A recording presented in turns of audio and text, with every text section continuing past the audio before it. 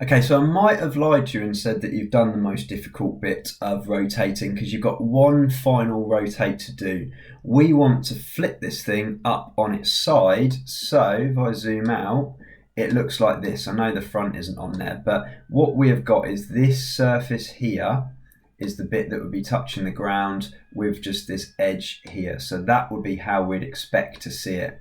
So to do that, what I'm going to do is zoom out a little bit and get my select tool, and I'm going to draw, and make sure there's nothing else in the frame. That's why I've deleted everything else now, and draw like an imaginary square around it. So if I were to zoom in, because I've done blue, it doesn't show you, but everything is now selected, which is exactly what I need. That's the first and most important bit.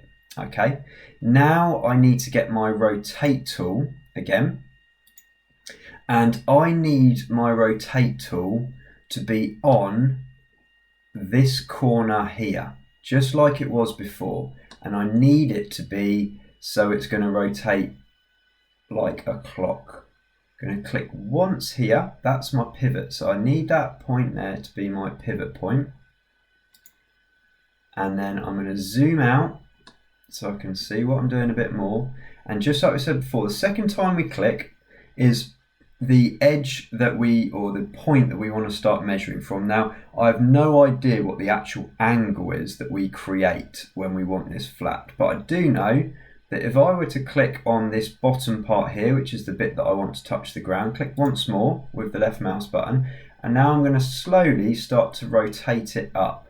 Now, the angle is getting bigger and bigger and bigger. Now what I'm hoping for is that SketchUp is going to tell me, if I do this really slowly, the point when it joins up. Can you see that green line? That's the floor, and now it's telling me it's on the green axis.